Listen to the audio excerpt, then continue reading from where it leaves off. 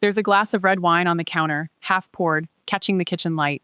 It's a beautiful color, deep, almost purple, the kind of red that looks like it belongs in a magazine ad. I pick it up and I swirl it, the way you're supposed to, and I take a sip, and it's smooth, really smooth. No edge to it at all, just soft and sweet going down.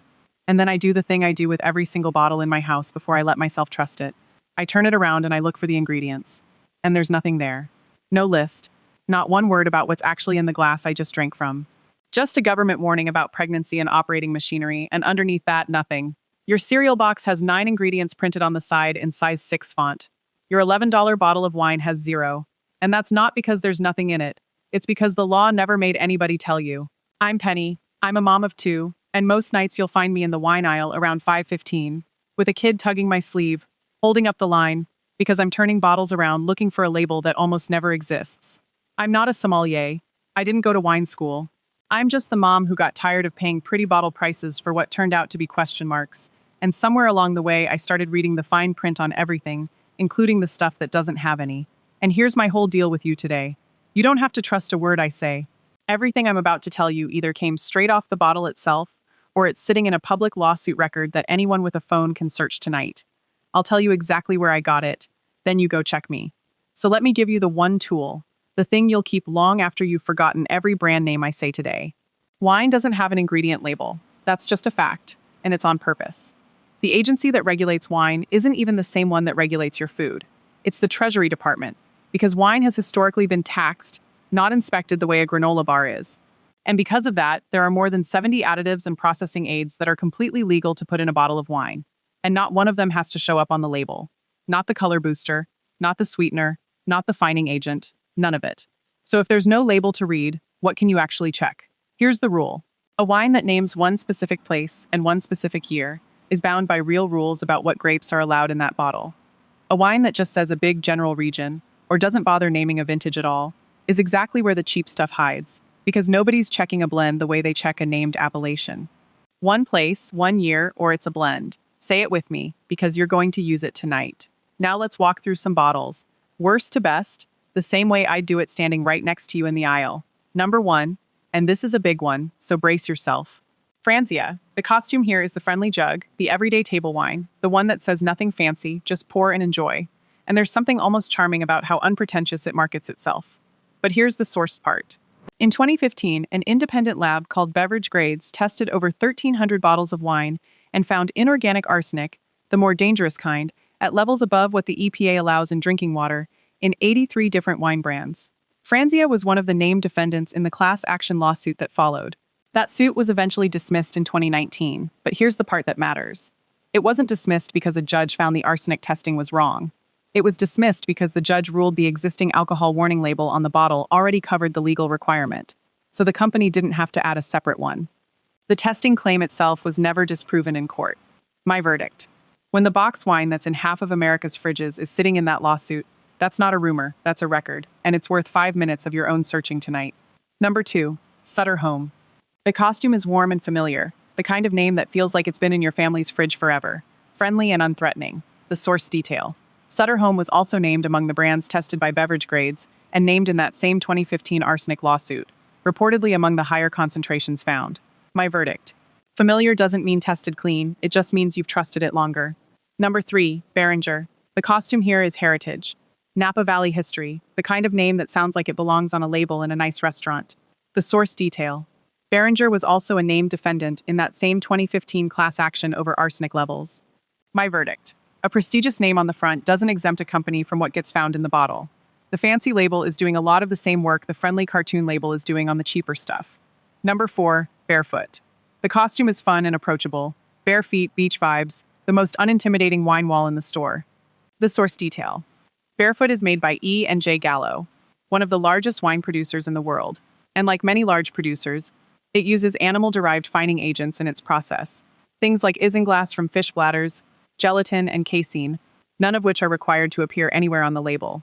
So if you're vegan or vegetarian and you assumed a beach-themed wine was a simple, clean product, that assumption was never actually confirmed by anything printed on the bottle.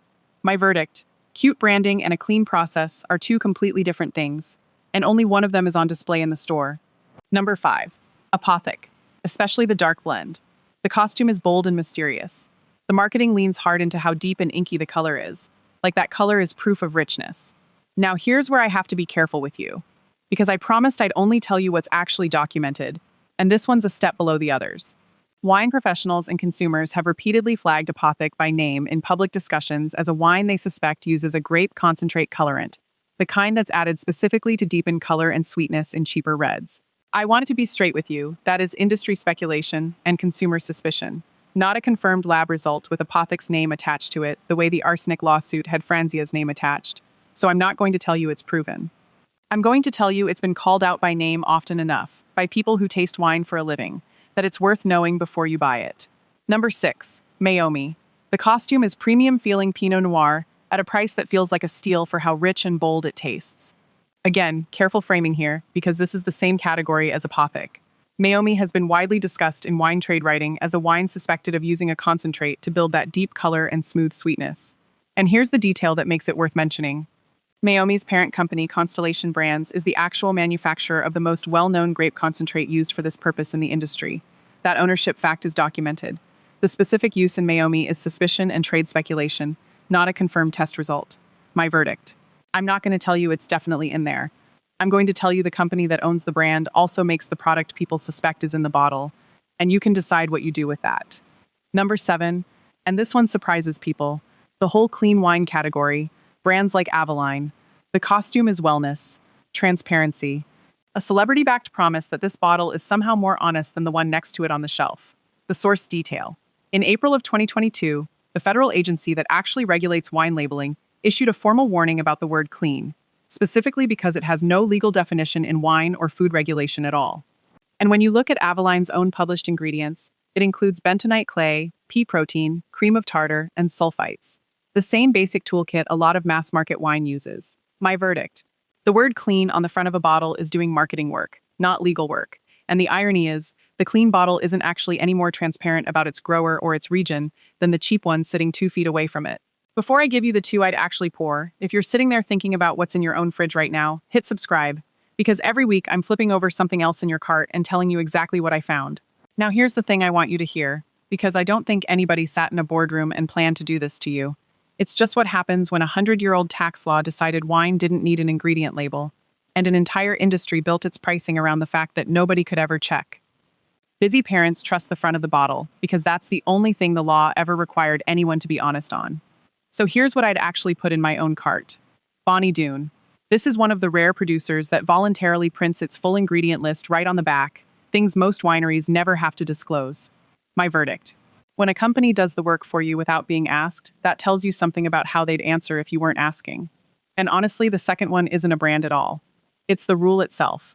Walk down your wine aisle and look for a bottle that names one specific region, a single appellation, and a single vintage year right there on the front. Appellation laws actually restrict what grapes are allowed to go into that bottle and where they have to come from. A wine confident enough to name one place and 1 year is telling you something a vague blend never will. Here's your free hack before you go. Skip the giant party-sized jug. Buy a bottle size to finish within a week or 2 of opening it, because an open bottle starts losing whatever was good about it the moment air gets to it, no matter how nice the label is. And always look for a vintage year printed on the bottle. No year at all is usually a sign you're drinking a blend of whatever was left over. So here's your homework, and I mean tonight. Go to your own wine rack, pull out whatever's in there, and tell me in the comments. The brand, whether there's a vintage year on it, and how many regions are listed on the back. I want to know how many of you are holding a clean, honest bottle, and how many of you are holding a costume. If you want me doing this with you every single week, the labels, the lawsuits, the stuff nobody tells you standing in that aisle, come on and subscribe, and I'll see you next time.